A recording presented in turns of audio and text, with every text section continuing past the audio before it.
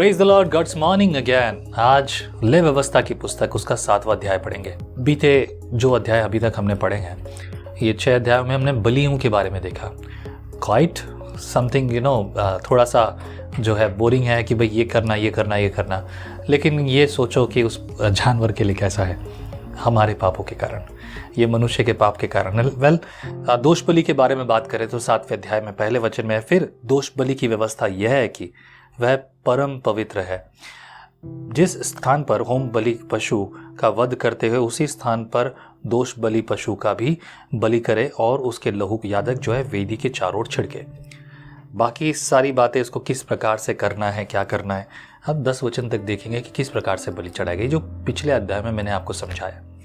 इसके बाद 11 पद से देखेंगे। यहाँ पर एक जरूरी बात है मेल बलि के बारे में। 11 पद में लिखा है, मेल बलि की जिसे कोई यहोवा के लिए चढ़ाए, व्यवस्था यह है यदि वह उसे धन्यवाद के लिए चढ़ाए तो धन्यवाद के साथ तेल से सने हुए अखमीरी फुलके और तेल से चुपड़ी हुई अखमीरी रोटियां और तेल से सने हुए मैदे के फुलके तेल से तर चढ़ाए, और वह अपने धन्यवाद वाले मेल बलि के साथ अखमीरी रोटियां भी चढ़ाए, और ऐसे एक एक चढ़ावे में से एक एक रोटी यहोवा के उठाने की भेंट करके चढ़ाए, वह मेल बलि के लहू छिड़कने वाले याजक की होगी।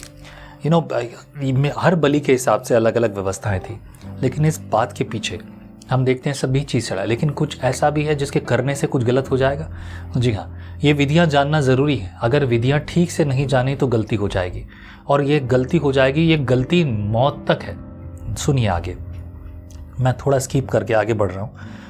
22 पद में पढ़ रहा हूँ। फिर यहोवा ने मूसा से कहा, इस्राएलियों से इस प्रकार कह, तुम लोग न तो बैल की कुछ चर्बी खाना और न भेड़ या बकरी की, और जो पशु स्वयं मर जाए और जो तुम्हारे पशु से फाड़ डाला जाए उसकी चर्बी अन्य काम में लाना, परंतु उसे किसी प्रकार से खाना नहीं।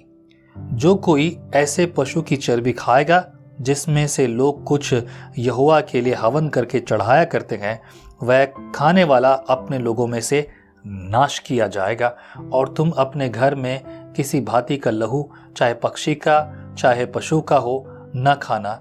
हर एक प्राणी जो किसी भांति का लहू खाएगा वह अपने लोगों में से नाश किया जाएगा।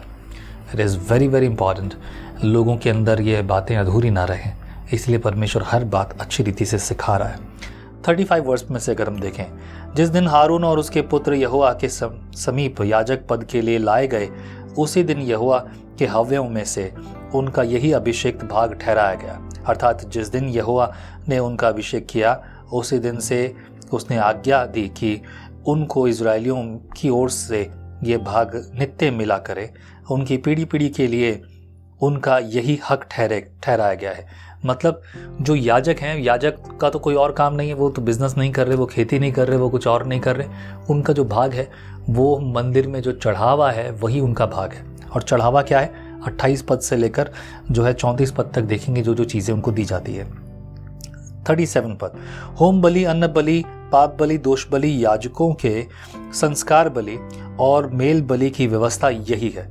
जब यहोवा ने सीनै पर्वत के पास के जंगल में मूसा को आज्ञा दी कि इजरायली मेरे लिए क्या क्या चढ़ावा चढ़ाएंगे, तब उसने उनको यही व्यवस्था दी थी। चढ़ावे के बारे में जितनी बातचीत है वो ये सब कुछ है। आमीन। प्रभु आपको बहुत आशीष करे मेरे प्रियो। कुछ बातों पर गौर कीजिए, मनन कीजिए और ध्यान से सुनिए। परमेश्वर आपसे बात करेगा। अब ये चढ़ावा आपके और मेरे जीवन में नहीं है, हमें चाहिए दिल से। वो गाना तो आपने सुना होगा ना, क्या फूल चढ़ाऊं मैं।